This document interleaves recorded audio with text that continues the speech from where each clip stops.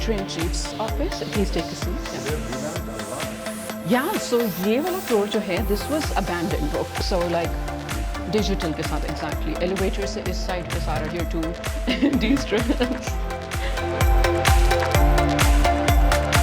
And everyone recorded. Like this was operational back then, and then it just closed.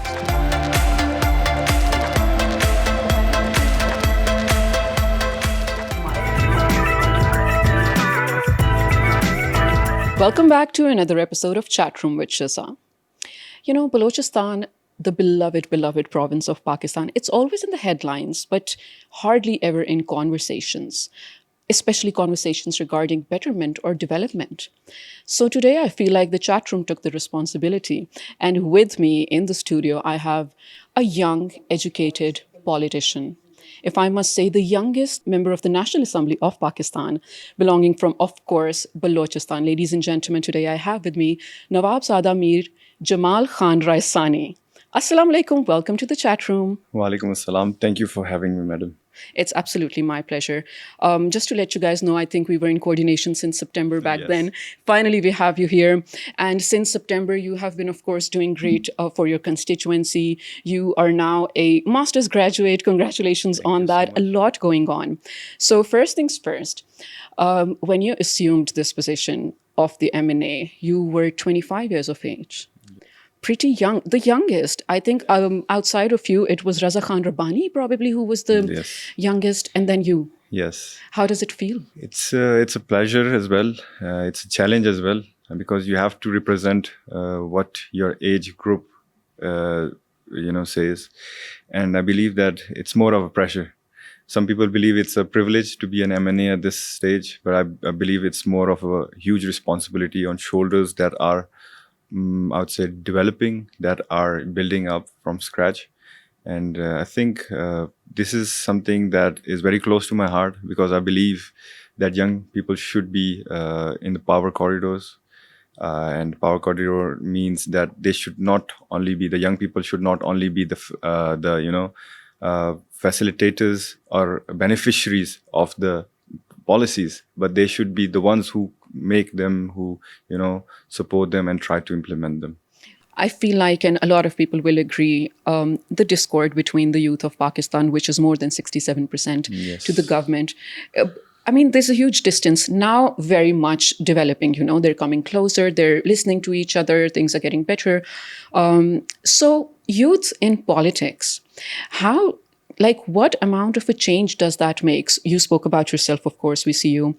We had this discussion about our information minister, a brilliant young man, not even 40 yet. Exactly. And his vision is amazing, which is this platform also his vision. Yes. How important do you think youth in politics is?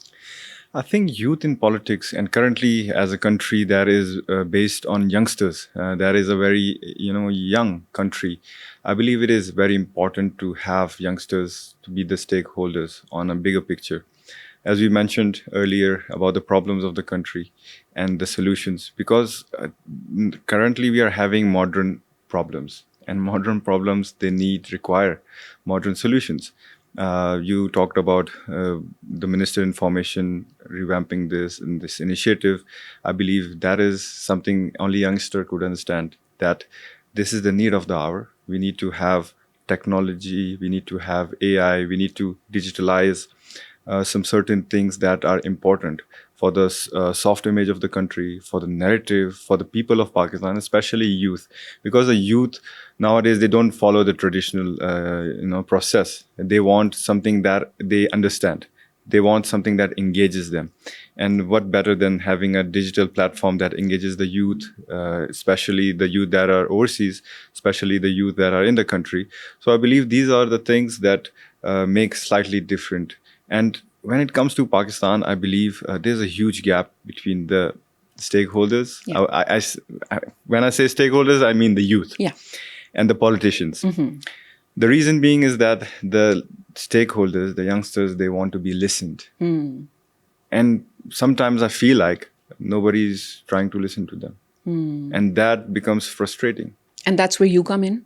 That's where me, the other youngsters, we come in. We listen, we tolerate, we have patience. and we try to be a bridge between the system, the audience, and the government. Right. And that is very important when we are in a state of nation building. Agreed. And the fact that youths is actually willing to take responsibility of changing things, of changing the systems. So, like you said, times have changed, and it's not like they're just going to sit and point out or blame anyone. They're like, we're willing to participate, just bring us to the table. Exactly. A very good change, definitely. I want to talk slightly about your personal life. Let's start with education. You did your schooling early on from Pakistan, all of it? I was born in Quetta. I did my schooling in the city school, Quetta. Then my brother got assassinated in 2011. So I had to shift because, due to security reasons. I went to Thailand for high school. Then I continued my bachelor's in one of the finest institutes in the ASEAN region. I did my bachelor's there in international development. Then I moved on, did my master's in peace and conflict studies, same from Thailand. And I'm very glad that I chose the same path as my ancestors. And I believe that it made me a resilient youngster, as well as some of my friends. They gave me the label of peace engineer. Okay. Yeah. So which is very interesting. Yeah. How? Peace engineer, how? So the concept of peace is the engineer is, I believe they gave me because I'm somebody who has seen a lot in life. My brother, my father, my relatives, we have tolerated a lot, and strugglings and going through these certain moments, I still choose the peace way, the political way, instead of going violent. So this is something because normally when you are a victim of terrorism, you would act in a different way. And I chose the path which is a more reasonable, rational path. Yep. And coming back to the title, my thesis is based on Balochistan, the master's thesis, which is understanding the conflict turning into violence, a case study of Balochistan, Pakistan. That's brilliant. I will share it with you for your audience. Yeah, of course. And I did the thesis, and because the thesis cannot be biased, you cannot be an actor. Of course. So even though I've lost a lot, I still remain non-biased and try to dig out the solutions that Balochistan needs for peace and harmony. And that is where the peace engineer comes in. It makes sense, absolutely. And, I probably do agree with the title. Because like you said, if you are a victim of terrorism, first of all, let's just establish terrorism has no nationality, no religion. You cannot no, justify it. It's not even humanity. No, exactly. The thought I just don't understand. So when you're a victim, most people radicalize themselves while you chose the path of peace. Exactly. I want to go to your lineage, of course, starting back from your grandfather and then your uncles also, everyone from local politics and then eventually national also. Back in 2018, very respectable, of course, Nawabzada Jamal Khan Raisani assassinated while campaigning, rather a victim of a terrorist attack while campaigning. How young were you, and did you understand what was happening? It was a very, very sad moment for all of our family. Obviously, we were in shock. After my brother, we were obviously a little scared because it's a normal human reaction to be scared. So in 2018, when my father got assassinated, we knew he had threats because his only vision was to unite Pakistan. And while he was campaigning, he used to belong to Balochistan Awami Party at that time. He was the candidate of MPA. But he did not have his party's flag on any of his, jalsas or gatherings. He had only Pakistan's flag. And that is where the terrorists were bothered. Because he was campaigning there in places there were no-go areas. So this is why they targeted him, because he wanted to unify the tribes in Balochistan. And when I came to know, it was obviously shocking. I was a teenager back then. Yeah, you were probably in Thailand. Yes, I was in Thailand. Yeah. I used to play professional football there. So it was a sad moment. I was training, and after training, I checked my phone in the locker room. I've received hundreds of missed calls and people asking about my father. Because when he was going to this gathering, he called me 1 hour before. This is our last gathering. Jamal, please pray that everything goes fine, and then we will meet in Quetta, because I had plans to come to Quetta But after the that's so elections as wholesome. well. You got to speak to him right before. Exactly. Yes. 1 hour before. And I believe that it is very sad. No matter how, whatever you are you prepared or not? Losing a father is something huge. It's a turning moment in the life. And I believe that my mother has played a huge role in supporting us, the siblings. Even she plays a role in supporting the tribe, in my political career as well. And I'm thankful to Allah that He has given us a family that is supportive to each one another. And being prepared or not, it is, a huge loss for the family and the tribe as well. I can only imagine. I mean, the loss of a parent or a child or a very close family member. Sorry, it just makes me really emotional. I cannot even imagine the pain you went through. But then at the same time, while you're managing your own pain, you have a face to show to the people around you. Your tribe, Nawabzada, is a title, and it comes from for a reason. It's not just a caste that goes with you. I still remember landing at Quetta airport and seeing thousands of people. And, I had one of my relatives with me, and he was holding my hand. And the guards who were with my father standing right next to him, because, the decision about death is not ours, it's Allah's. So He decides who goes or not, who stays. So the ones who were standing with him, they survived their blast. And he, got martyred. But those guards were coming, crying and hugging me that we failed you. And instead of me crying, I kept my tears in. Wow. And that takes a lot of, I think, guts. That takes a lot of, because even in this tribal society, man crying is seen as weakness. Okay. And a tribal head crying is even weaker. It feels like the backbone is broken. So this is how you need to, control your emotions. Yes, I did cry with my mother. Alone myself, but not in front of the audience. And I believe Allah has been very supportive, and I'm grateful to Him. Right. So I'm assuming that the moment you landed in Pakistan back in 2018, so the moment you step your foot in Quetta, you are just the assumed new leader of the tribe. And you just took the position in the heads of people around you that your father had. And it's a cultural thing, I think, for Pakistan, especially in rural or tribal areas.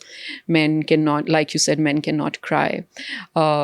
It's an Urdu saying, and I'm going to put subtitles to it, "Mard ko dard nahi hota," and you're not supposed to show any emotions. So in that moment, just to handle yourself, wow, I cannot even imagine, like I said. So was that the moment that shaped your mind that, okay, I'm going to be in politics? Or did you always know? I always wanted to be in politics, but I did not think of it to be coming this quick or this soon. Obviously, I was back then a bachelor student, and I was paving my path towards, masters or maybe PhD later, just following what I planned for.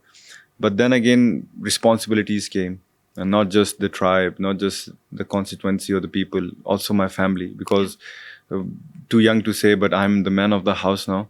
Because I have only my sister and my mom. My brother also got assassinated. He was older than me. So I believe that this is something that it takes time. It takes understanding, and when you realize that nobody's gonna save you except yourself. Yeah. This is where it hits you. Wow. And I realized that no, my father's not there. No one's gonna come saving me. I must stand for myself, for my people, for my family, so and so on. Yeah. Weird question, but the tribe, of course, and your supporters, they do have faith in you, of course. Did you, as someone standing alone, absolutely alone, did you have faith in them? It's a very extraordinary question, actually. And I think this should be frequently asked by politicians, by representatives. I did have faith in them. Okay. Because I've seen them standing with my father while everyone else was against them. And these were hard times. Carrying a flag in Balochistan, the Pakistani flag in Balochistan, and having a 1 kilometer, 2 kilometer long flag with thousands of people, it takes guts. Yeah. While this was a time when raising a flag of Pakistan was like a punishment. The people would get killed, but people had faith in him. They knew that my father's vision was not maleficent. Yeah. It was clear. It was clear-hearted. He wanted to help the people. He have had enough of this bloodshed. He wanted peace. And when you have a vision of peace, I believe that obviously you can trust your companions, you can trust your people as well. And then nothing stops you, of Nothing course, when stops you're you at looking all. for peace. 2023, before even, coming to the national level, so you became the caretaker provincial minister for sports and culture Yes. in Balochistan. Yes. How was the experience and what were you doing? It was a very brief experience, and I'm very glad that I was given a chance to promote things that I love. Yeah. I mean, I was young. I'm still young, but at that time I was Even younger. and I've had experience with football professionally. So as a sportsman, I tried not to involve politics in sports. I tried to give the youth of Balochistan a table at a seat at the table. I made the youth policy of Balochistan, the Yes. first ever youth policy. Yes. Let's talk about it. I was going to come to that later, but let's talk Yes. about it. So it's very interesting that after the 18th Amendment, the youth affairs, it got devolved into a provincial subject. Yeah. And after that, since 2010, we did not have any, youth policy or anything, a plan for the youth. And I realized that when I was the minister, I didn't know it before, because the first thing we do as a minister or as a youngster, we check our plans. Yeah. And when I took the oath, went to the office first day, I asked for the plan. Where's the youth policy? And they're like, sir, we don't have a policy. Were you shocked? I was shocked, unfortunately, but I was very shocked.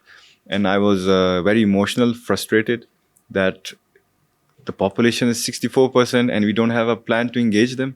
What is this? So I was very angry with them. Then we worked on it. We worked with the UN, we worked with the Bureau of Statistics, we worked with different institutions in Balochistan, and we made sure that it is a very inclusive policy that allows everyone to take part and nobody's left behind. So we focused on formal and non-formal education. Okay. The formal being, as you see, scholarships, career counseling, so and so on. The non-formal, I would like to highlight it because we never, the literacy rate in Balochistan is very less. Okay. And it's very unfortunate, around 42-3%. And we cannot send back those youngsters who are at the age of 25 or 26 back to schools. So we need to develop, we need to search and explore the skills and the abilities they have. For example, somebody is good in football, but he doesn't know maths. So what? Does he not have a right to live or what? So we've tried to focus on this, focus on art, focus on culture, sports, even e-gaming, so that everybody gets, equitable amount of rights. And we focused on transgender as well. So imagine having a policy that includes transgender in an area like Balochistan. Very unusual. Very unusual. And we had many seminars. As a sports minister, I played football myself, where people were scared of going to the stadiums. I played between of hundreds and thousands of people. I went to Gwadar, where people were scared. I did a youth summit there. I took a football team to Thailand just for have a experience of exploration. So these were small things that I did. It was very brief, 5 months tenure, and I'm glad that I made people see that when a youngster comes, he can do far much better. Because the concept of being a minister for me is not sitting in an AC room, but at the field with the people whose minister you are, who you represent. Yes. It reminds me of, because of course, when I was watching your videos and everything, reminds me of something you said to an interviewer, that people from Islamabad are not going to come make policies for Balochistan. Exactly. People from Balochistan are. And this, the youth policy actually is probably a testament to that. Yes. Because you lived that, so you kind of knew what to incorporate in it. What is a day in your constituency like? Because I see you often visit.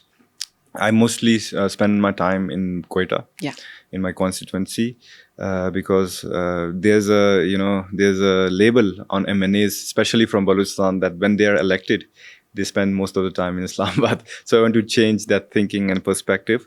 A day for me is basically I start early at 9 a.m. I have my office in my house. People come without appointments. Hundreds of people, they come. It's like an open door situation. Yeah, open door. They come, they meet me, they tell their grievances. I try to address them. One stop address on phones. Maybe if it's very urgent, I go to the bureaucrats. Like, I try to listen to them. Very happy that I have one day for the women as well. Oh, nice.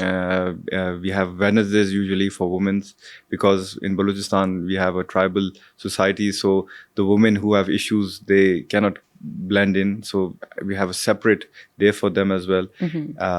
And then at night, this goes till 5 p.m. And then I take out 1 hour for gym and fitness, which is very important for me. Yeah. And at night, I have appointment basis till 10 p.m. So this is daily. Oh. And during the weekdays, I also visit my constituency. I go to, if there's a wedding, the condolences, or even to visit the infrastructure development in my constituency. Just to be clear that I want to show the presence, that we are on the grounds. Yes, I do have threats. People are after me. The terrorists are after me. But if we don't go out in our constituency, it is not good for the people. It's not good for us. And then again, the fear that the terrorists are trying to promote, it gets successful. So this is some of the things that I do when I'm back in Quetta. Right. I have, of course, more questions on you being in the constituency whenever you are. But I'm a bit distracted, and I'm going to go to the part where you said that, a lot of threats exist. Yes. Jamal, you have been very openly vocal about how you oppose the idea of terrorism and how you advocate unified Pakistan. What situation does that put you in? Let's talk about BLA, for example. I think in the National Assembly, I'm the only vocal MNA from Balochistan who talks about these things. Yeah. Are the others scared? They are scared, and they come to me saying that you're not even married. So please calm down. I said, the truth has to be, the truth has to come out one day or another, eventually. And, my father had threats. I still have threats. Yeah. During the election campaign, I had threats. I had a blast on my polling stations. I was sitting in my office, the party office, and grenades were thrown at me. Wow. And some of my workers got injured. So it's a bit risky. But I believe that it's the truth. If we stay silent, if we can't stand with the victims, if we can't stand with the weak, and that does not make us any different from the terrorists.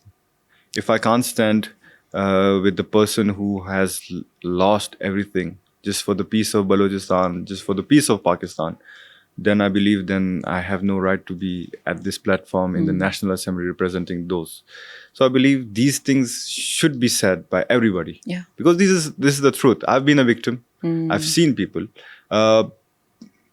Unfortunately, we do politics on dead bodies. But I'm not the person who does that. I even though I speak against these certain banned outfits, banned organizations who are so-called human rights organizations, I do lose my political capital. But losing my political capital or saying the truth, I would always go for the truth. Exactly. I have understanding that conflict is a normal phenomena. Okay. But we should avoid violence at all costs. Yeah. Violence can never be justified. And it's not an answer to anything. It is not an answer. If you want rights, there's a constitution, there are laws, there's order that we must follow, there's a pattern we must follow. But as far as the banned outfits, now the people are well aware that their ideology is not the rights of the people of Balochistan. They are not in the favor of people of Balochistan. They just want to sabotage the peace of Balochistan. If they were in the favor of people of Balochistan, then why are they not letting Gwadar prevail? Yeah. So there's a reason we've started calling them Khawarij, right? Exactly. Operated by, of course, cross-border terrorism, cross-border proxies, our two very hostile neighbors, unfortunately, operating on our soil. My heart and my wishes really always go out to Balochistan, because what a beautiful, beautiful place, what a beautiful people there. And I just want them to be unified. A bit of a hard question, back to your constituency. I was going through social media and someone wrote that you have started a medical camp, for free medical camp for your Yes. constituency. Amazing, kudos. But then the person wrote that, what about the other people? Is anyone welcome? Anybody is welcome. Okay. Like when I am home, people from all over Balochistan, they come to me, because the reason being is easy access. Yeah. They just text me on Instagram. Okay, we want to meet you. I said, okay, this day, this time, come. They email me. I have certain other team who handles the complaints, else and everything.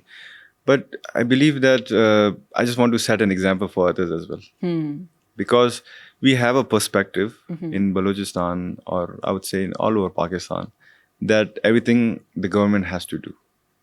We don't approach private. The medical camp you're talking about is basically a charity foundation that I signed an MOU with. Okay. It's not a governmental scheme or anything. Oh, so this is a private situation. Yes, And it's you're a private collaborator. situation. Okay. And then we are collaborators to that. And anyone from my constituency, they come to me, and then I send them to the hospital, and it's free.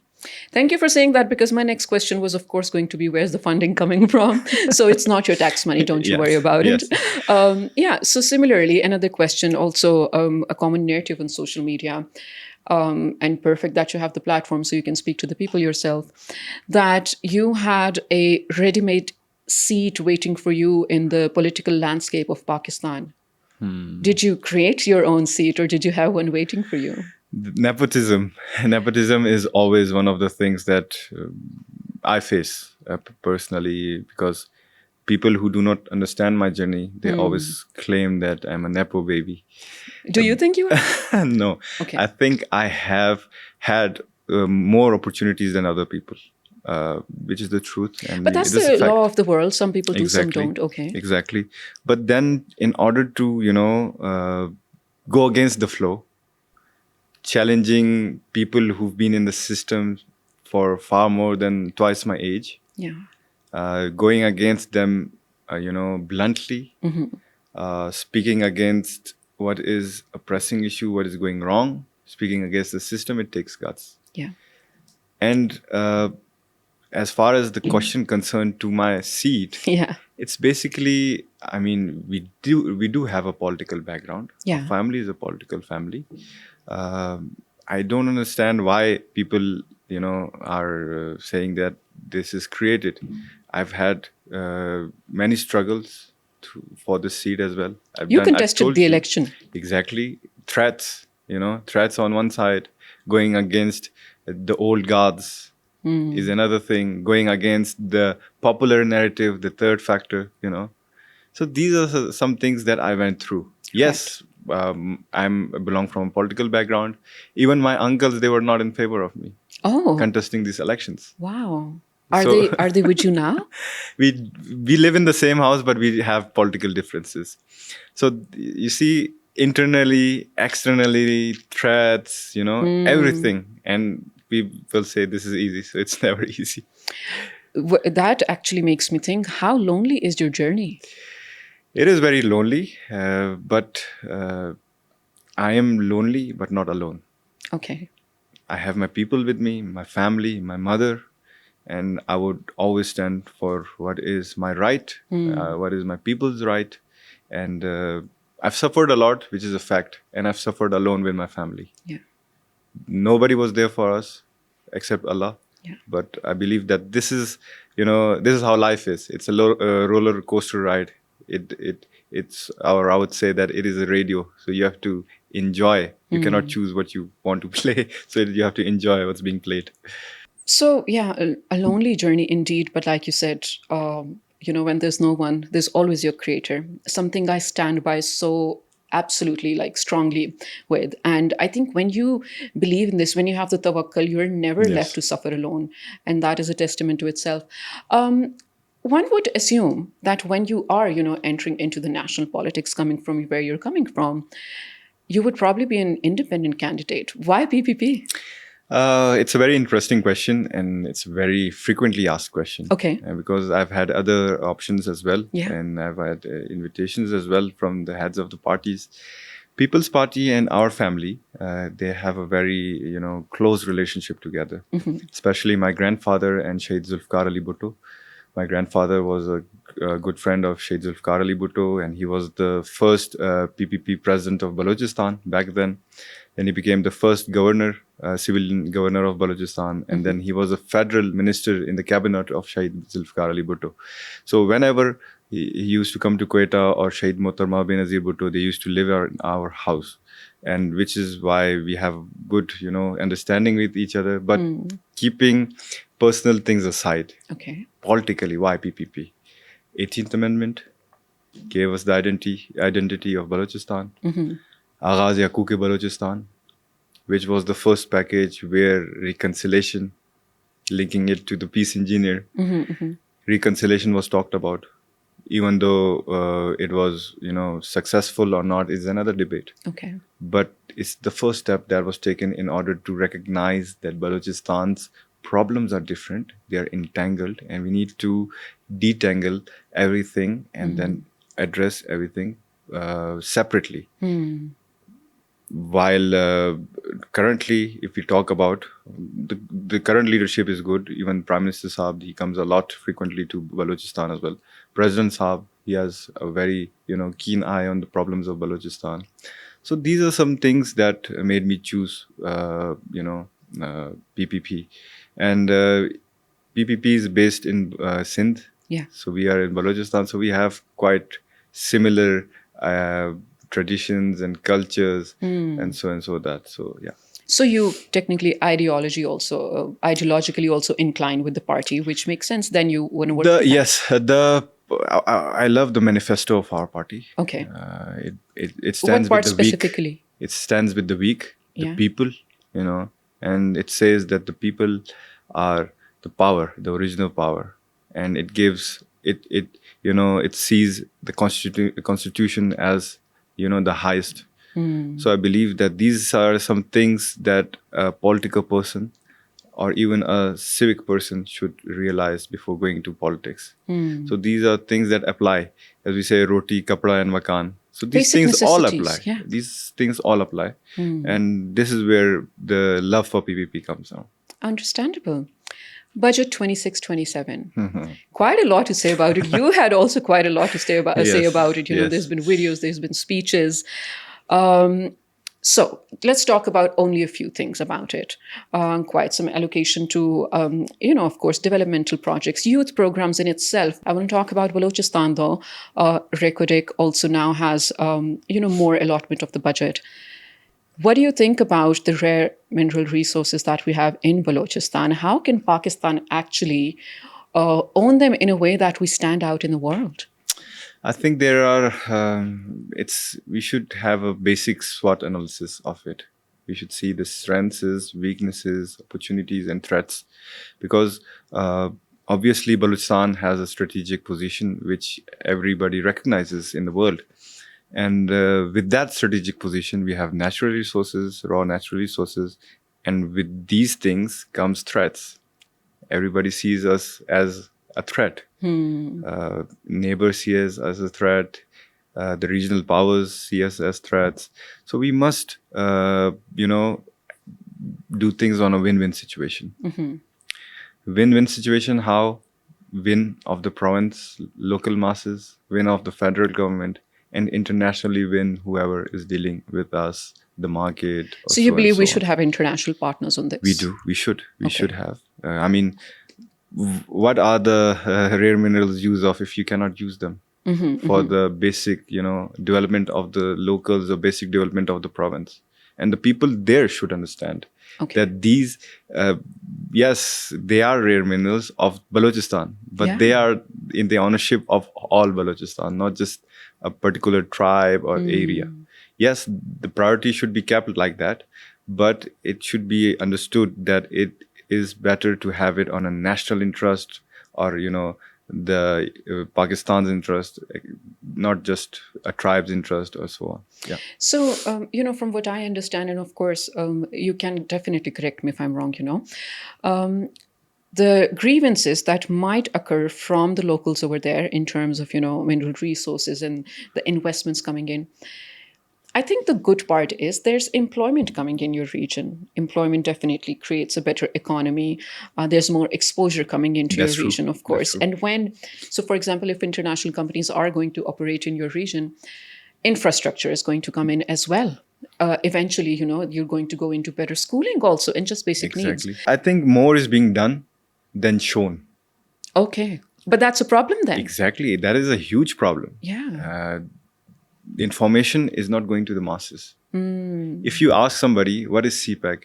He would just say a road. Okay. Exactly. The locals, ask anybody in Gwadar, what is CPEC? They will say it's a road. So we need to make them understand. Yeah. And the representatives like me, the government, they must make them understand that it is more than just a road. Yeah. It brings you exposure. It brings you jobs.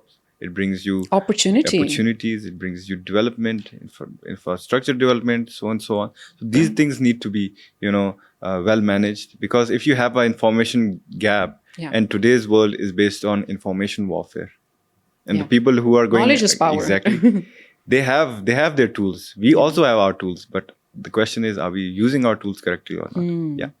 I think we found a very interesting link over here that information is just not getting its way to the local audiences. We're going to explore that more. Just to break the monotony, I'm quickly going to put you through a small segment. This is called This or That. Okay. Okay. For future, Prime Minister or Chief Minister? Chief Minister. Wow. Oh, I wasn't expecting that. Okay. Balochistan beaches or Margala Hills, Islamabad? Balochistan beaches. Okay. Be famous or anonymous? Anonymous. Okay. Give up social media or give up football? Give up social media. But realistically speaking, can you actually do that? No. For football, would you do that? I would do that if I was not in politics. Yeah. Okay. Honesty or diplomacy? Depends, but honesty. It doesn't land really well with the Pakistani people. True. Okay. True. But your answer is honesty. Yes. Okay. I was going to ask a question about Messi, but of course I already know the answer, so never mind. Power or impact? Impact. I would say impact, because if you have power and you don't have the impact, it's zero. Parliament or football field? Where would you rather be? Football field. Realistically, Parliament, but my heart says football field all the time. Okay. And there are some certain times that I believe that football field is, where I should be, rather than, Parliament, because of the, system, or because of what goes on during the budgets. You see, we throw papers, we shout at each other. So it's basically a football field. Okay, good answer. City life or suburbs? City life. Okay. National youth vote or tribal support? Very interesting, but national youth vote. Okay. Because it's very hard to get the national youth vote. Tribal system, they're bound to something. Oh, yeah. Okay. Very interesting answer. Yeah. Just lastly, books or movies? Books. Really? You're a reader? Yeah. Okay. What's the latest read you had? I was just reading The Alchemist. Okay. From the Brazilian Paulo Coelho. And I'm also reading Propaganda. I forgot the name of the author, but I read multiple books at a time. I'm reading 33 Strategies of War by Robert Greene as well. Mm-hmm. So these are some things that, and I'm reading one of the interest. I've read all George Orwell's, books, the 1984 and everything, Animal Farm and stuff. Yeah. Okay. Not fiction. I'm not a big fan of fiction. Yeah, I was going to ask, but okay. Is it absolutely important for a politician to be continuously well-read? Yes, I think because history repeats itself, and we must be aware of some concepts. And once you are well read, because it's knowledge, and it helps you when you are in trouble most of the time. There are some people who prefer that a media wing should actually concoct or write all the speeches or all the arguments they're going to make. And then there are some people who like to go out naturally. Which one are you? Personally, when I do speeches, I don't read the speeches, but I do write and then explain my points. Okay. Because I believe that reading or somebody else is writing your speech, it breaks your flow. I would rather go for natural. Yeah. And people can also tell when you're reading a script. I think it's Exactly. very easy for people to understand. I know we're talking a lot about your personal life, also your politics too, but very honestly speaking, something about Jamal Raisani that no one knows. Something that's very nobody has asked me that. Yeah, like because see, Very there's a interesting. persona that you have to portray in front of the people that follow you, in front of your I tribe. have I have two personalities actually. The professional one being very reserved, Yeah. and I have a very childish personality with my Are friends. you very friendly and Very outgoing? friendly, very friendly. I would, I'm my friend's baby. They just take care of me like a child and stuff. So this is something that nobody knows because they've always seen the A powerful MNA, the persona. powerful, the reserve one. So, and I think it's important to have two personalities in life. I think it's very natural for a lot of Yeah. famous people or people in power, definitely. Yeah. You have to have a demeanor to present in front of the people. You mentioned how chaotic it is in the parliament during a That budget is true. session. That is true. I want to talk about, because, we only see it on TV, we only see leaked videos or everything. What is the environment like? It's like when we present a budget, especially, or like the government heads are there, it becomes like a fish market. Oh, Yeah. shouting and everything. Shouting and everything. And that is where I say that I would rather be in a football stadium than in the parliament. Okay. But then again, we are not tolerant to each other. We need patience. We need reason. We need civic sense. And when we listen to each other, I think there change comes. If we are not even ready to listen to each other, I don't think we can change anything. Yeah. So it becomes very chaotic, and I just leave. Oh, I just okay. leave. Yeah. So there's an option of leaving? Yeah, there is not on the budgets obviously, but like whenever these things happen, because it gets very violent sometimes. Yeah, I mean, we've seen some You've videos, seen the of course. videos, and this is not how a parliamentarian should behave. Because all of the countries watching, especially the youngsters, what kind of role model are we giving them? Yeah.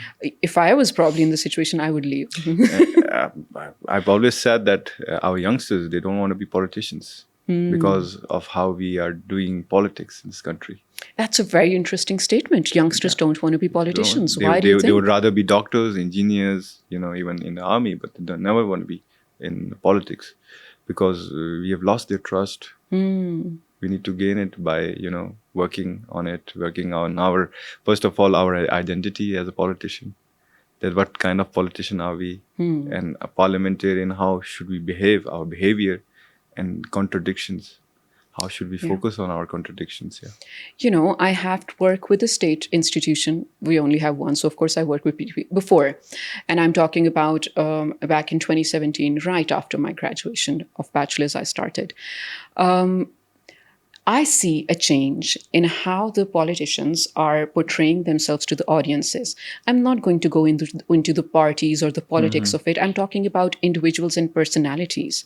And I think in an era where we live, where social media is a gift, to be honest, because you can control your own narrative and you Yes. can actually reach out to the larger audiences. I personally do think that we are on the way to actually reduce that mistrust between the youth and politicians. Do you agree? I think it's very debatable. Okay. But I think, yeah, it's at a certain point, because when you can, transform the narrative, or you can control your narrative, obviously the audience, they can trust you because you're showing them what they want to see. And this is a two-edged sword, I would say. Is same as AI nowadays. Oh my God, yes, definitely. But because you're the youth, Gen Z, of course, you're growing up in a technological world. So, for example, compared to me, I'm a millennial. We grew up in a confused world. First, we were like, we didn't even have any gadgets. And then Yeah, all of a sudden, you have within the a month, we screens. have gadgets. Yeah. And we're like, okay, what? What do we And do then now? we got used to the Web 2.0, the internet that we knew. Yes. Then came in Web 3.0. And now we're like, what? We're What's confused happening? again. Exactly. Is it difficult for you to navigate? No, for us, no. We just like I'm not sure about the millennials, but for Gen Z, I think it's natural. You just Yeah. follow the trends. You see whatever's happening, and I think it's very.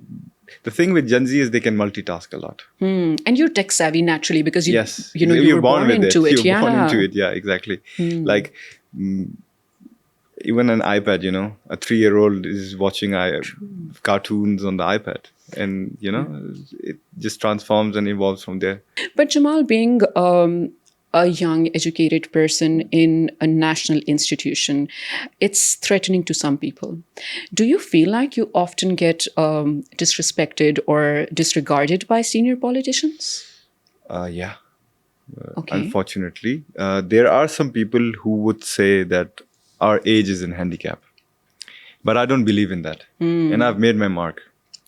When I had my first speech in the National Assembly, everybody was looking and waiting for my speech. And when I delivered the speech, even ex-prime ministers, ex-federal ministers, they came to my seat because I'm a backbencher. They congratulated me.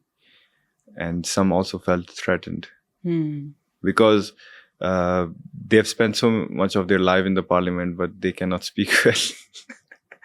Understandable, completely. So they don't have the knowledge, maybe. They don't have the skills. So these are the things that makes... and moreover, when it comes to Balochistan, I feel like I'm a threat to most of the system. Because you're a unifying voice. Yes, because of my knowledge, because of my experience, because of my thinking, my tolerance, my resilience, and not so many people in Balochistan are resilient, I would say, especially when it comes to the reps. Okay. And especially for me, I feel like I'm a threat because I don't have an ego, but I have self-respect. Of course, and that's such a huge difference. Yeah. So I don't compromise on my self-respect. You shouldn't. And they don't compromise on their ego. And so there's no middle ground. Exactly. Okay, interesting. And speaking of your presence in the National Assembly, credit's due where it's due, and I'm so proud of it. I want to ask you about the developments where we're going with this, the Criminal Law Amendment Act. You're really fighting for it, for capital punishment, for people who think like burning someone with acid. Exactly. I'm sorry, trigger warning. I am also really triggered by this. They think it's okay. You are really, fighting for it. How far along are we? What are the developments? Please let us know. I think it's, first of all, thank you for raising this. And I think it's a fight against a system where it is okay to be, an animal towards an opposite gender, And they feel safe. The animals, they feel safe. Does it give you power? I want to, really understand the mentality. I have no idea. I have no idea what kind of monsters they are, what kind of thinking they have. Oh my God. But I can only say that a real man would never do this. Never, absolutely. Never do this. Coming back to the law, I've submitted it to the National Assembly because due to the budget, it got delayed a little bit. We have a forum for the People's Party where we submit our bills as well. It's gonna go through that. And then it's going to go through the law forum we have, the standing committee. And when it's laid in the National Assembly, it's either going to pass, or if they want to amend it, it's going to go to the Standing Committee of Interior, of which I'm luckily a member as well. So I can defend it, I can advocate it, but I will make sure that it creates a deterrence effect, which is why we need. Sorry, how positive are you that, death penalty, while we wish for it, I wish for it, exactly. I wanted it. It's not really common. Yeah. How positive are you? I think it's very hard. It's very hard, but it should be passed. If it doesn't, I will make sure that we have an alternate that is maybe not death penalty, but not so, lesser than death penalty as well.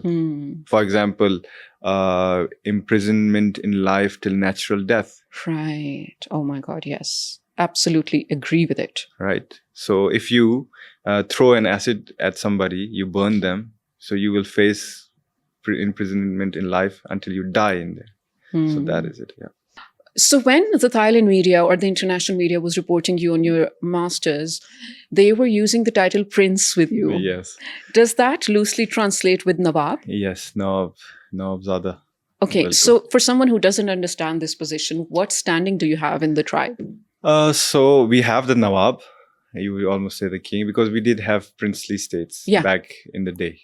And if you divide Balochistan, it's regions. It's Jhalawan region and the Sarawan region. So our family, the Raisani family, is the head of the Sarawan region. And we do have other castes as well, tribes as well. So a Nawab's son would always be a Nawabzada, or a brother's son would be Nawabzada. So this is like you would say the tribal hierarchy we have in Balochistan. Okay, interesting. Because you're, mashallah, so already well accomplished. And you're so young also, the only son of a mother who's very close to you. Is there a family pressure of getting married and starting your own family? Yes, a lot. Not from my mom, but from my sister.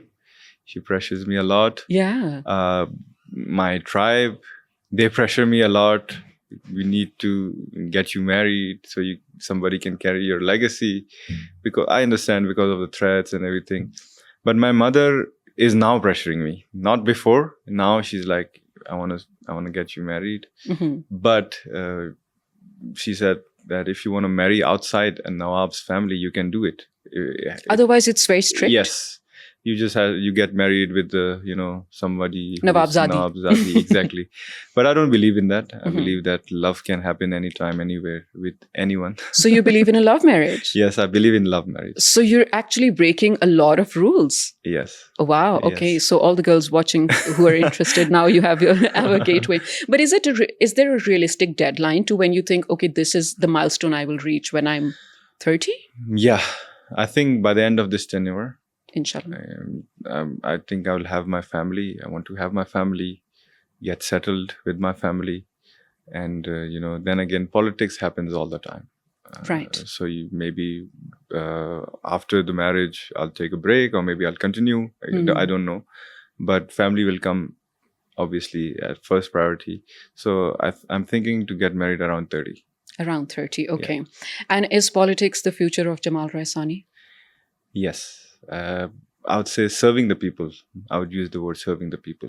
In whatever capacity possible. In whatever capacity. Be it a Nawabzada, be it a servant, be it a political rep, be it an MNA, MP, what so on. Yeah. And just towards the end, this is something I watched and it really touched my heart. I think everyone who watches you or knows your journey, they know that you really gave up your dream of becoming a footballer when you joined this. And you're dealing with it pretty well, I must say. There was an Instagram reel you posted where you're in conversation with your younger self. Yes. And the conversation goes about, oh, did you go into football? And then you're telling them, no, we went into politics. And it's a beautiful, discussion happening. How does that make you feel? Because I make my reels myself in my free time. And while I was making it hit me a lot. But then I took a step back and thought that, what if I did not quit being a football player? Where would I be? Would I be in Europe? Would I be still playing in Thai league? Or would I represent Pakistan? And the second question I asked myself is that, who would that make happy? Myself, my family, my people? And then I did the same thing with politics. And I came to a conclusion that choosing politics over my own dream is more inclusive, because more people can reach out to me, and I can make more people, I can serve people and make them more happy than just following my dream. So coming back to my dream, it's still a dream, It's even I accomplished the dream, but then again, it's now still a dream. Yeah. Any regrets? No regrets, but then again, sometimes I feel like you need to have, you know, a part of yourself sacrificed for a bigger, larger cause. Hmm. Yeah, so no regrets because it's a sacrifice, and I'm happy to do it for my people, for my country, and especially for Balochistan and Pakistan. Yeah. So, finding your purpose so early on, do you think you lost your childhood or missed out on it?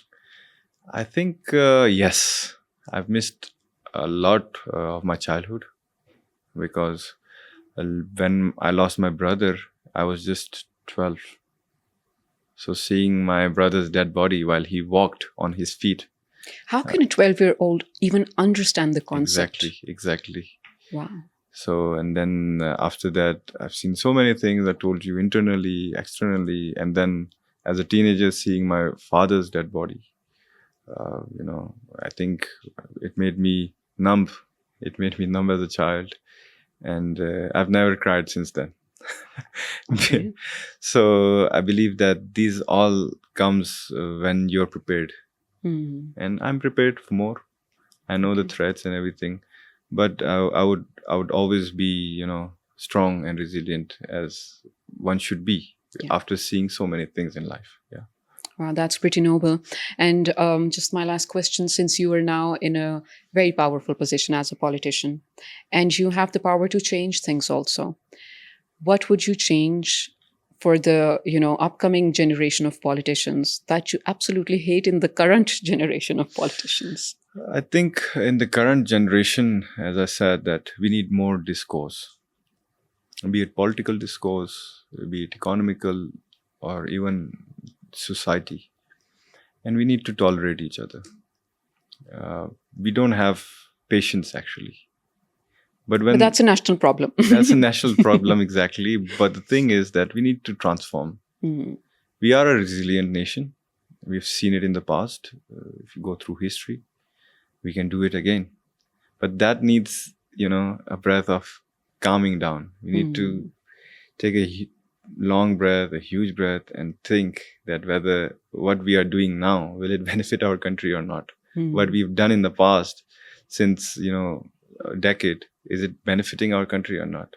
If not, then what can we change? And the change becomes from discourse. It starts from discourse. So I would love to have the youngsters to have discourse, dialogue all the time. Yeah. Mm. Thank you so much for your time, Jamal. This was very touching for me, to be honest. And I think we got to see you. You're often in interviews, but we got to see a side of you that's usually not out there. So thank you for being so open and honest with us.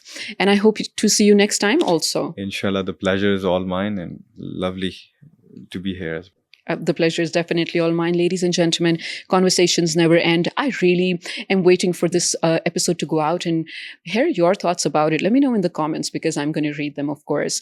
Conversations never end. Catch you next week right here in the chat room with Shizza. Until then, take care.